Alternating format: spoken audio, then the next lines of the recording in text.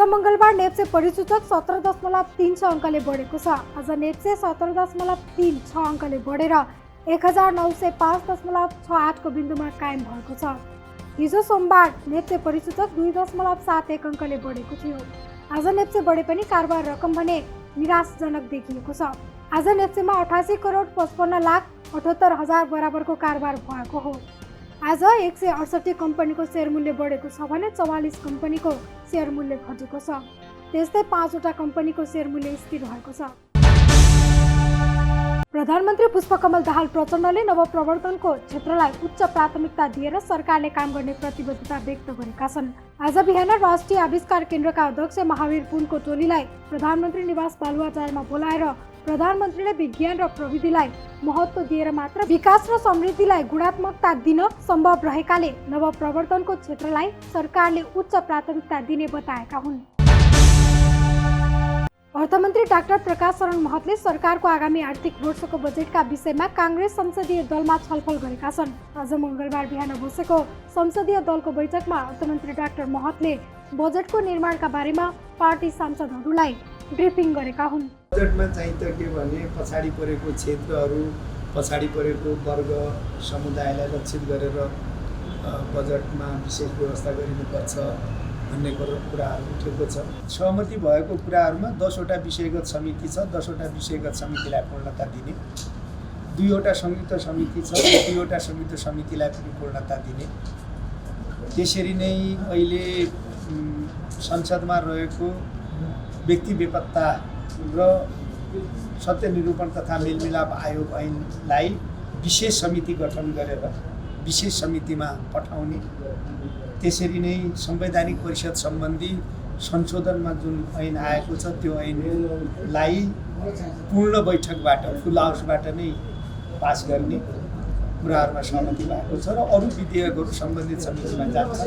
सबै समितिहरूले पूर्णता पाउँछन्। चितवन 2 को उपनिर्वाचनमा राष्ट्रिय स्वतन्त्र पार्टी रासपाका रवि लामिछाने अत्याधिक मतले निर्वाचित भएका छन्। उनले 54,176 मत सहित विजयी भएका हुन्। उनका निकटतम प्रतिद्वन्दी नेपाली कांग्रेसका जित नारायण श्रेष्ठले 11,214 मत ल्याएका छन्। त्यसैगरी नेकपा एमालेका रामप्रसाद नेउपानेले 10,936 मत ल्याएका छन्। विजय पश्चात राष्ट्रिय स्वतन्त्र पार्टी रासपाका सभापति लामिछानेले सुशासनको एजेन्डामा टेकेर समृद्धिको बाटो तय गर्ने बताएका छन्। प्रतिनिधि सभा सदस्य उपनिर्वाचनमा तनहुँ 1 मा राष्ट्रिय स्वतन्त्र पार्टी रासपाका उम्मेद्वार स्वर्णिम वाग्ले भारी मतान्तर सहित विजयी भएका छन्। निकटतम प्रतिस्पर्धी कांग्रेसका उम्मेद्वार गोविन्द भट्टराईले भन्दा 14,700 भन्दा बढी मत ल्याएर उनी विजयी भएका हुन्। वाग्लेले 34,918 मत पाउँदा भट्टराईले 20,122 मत प्राप्त गरेका छन्। उहाँहरूले यति ठुलो माया, स्नेह, विश्वास र भरोसा मप्रति राखिदिनु भएको छ। म त्यो भरोसालाई डगमगाउने दिने छैन। त्यो अपेक्षा ठुलो छ।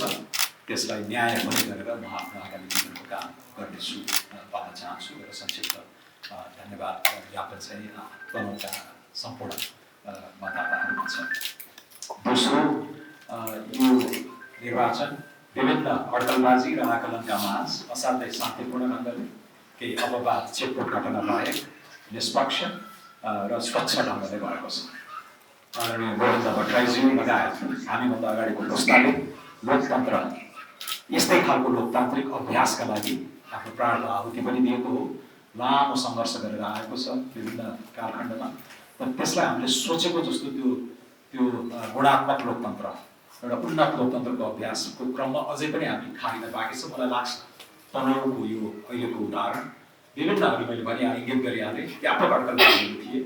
सिङ्गो राज्य प्रशासनले दुरुपयोग गरेर इत्यादि गर्ने भन्ने खालका पत्र पत्रिकामा आएको कुराहरू त्यसलाई चिरेर सिडिओ साहब, मुख्य निर्वाचन अधिकृतज्यू, सम्पूर्ण सुरक्षा संयन्त्र इत्यादिले सापेक्षिक हिसाबले एकदमै अनुकरणीय उदाहरणीय निर्वाचन प्रक्रिया सम्पन्न गर्नुभएको छ।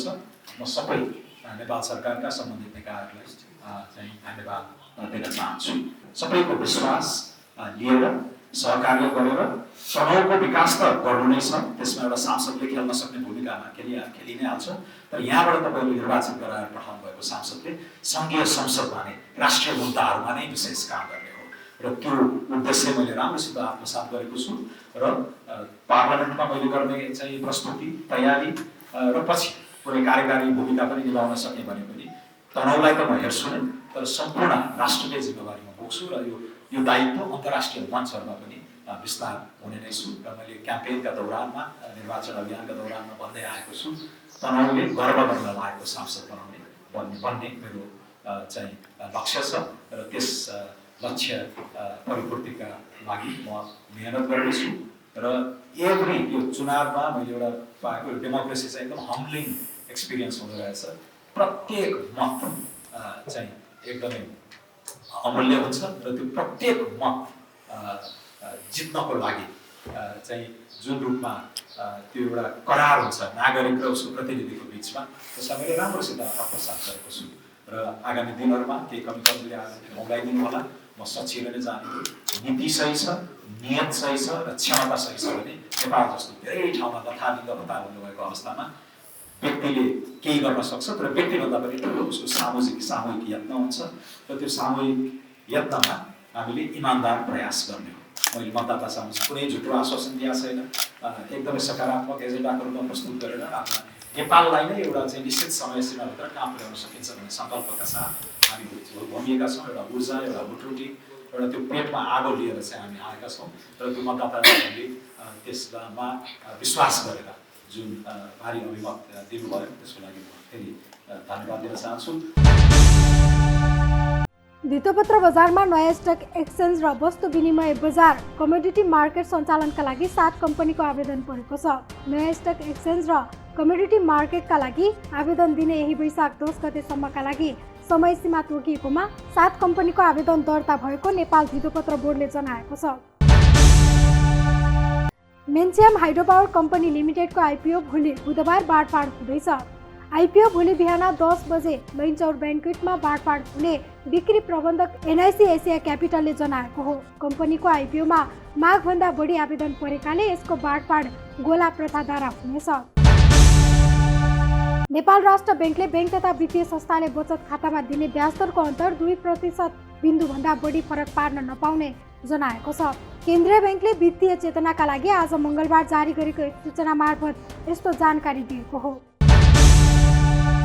नेकपा एमालेका सांसद भीमप्रसाद आचार्यले देशको अर्थतन्त्र जर्जर हुँदा पनि ब्याङ्कहरू अर्बौं रुपियाँ मुनाफा कमाएर गाउँको जमिनदारमा रूपान्तरण भएको भन्दै नियमन गर्न माग गरेका छन्।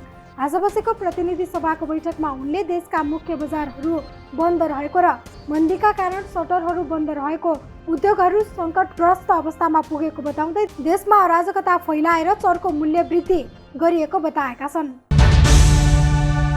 मङ्गलबार नेपाली बजारमा सुनको मूल्य बढेको छ। मङ्गलबार सुनको मूल्य प्रतितोला 1,09,500 रुपियाँमा कायम भएको छ। सोमबार प्रतितोला 1,09,100 रुपियाँमा कारोबार भइरहेको छापावाल सुनको मूल्य 400 रुपियाँले बढेर प्रतितोला 1,09,500 रुपियाँमा कारोबार भइरहेको नेपाल सुनचाँदी व्यवसायी महासङ्घले जनाएको छ।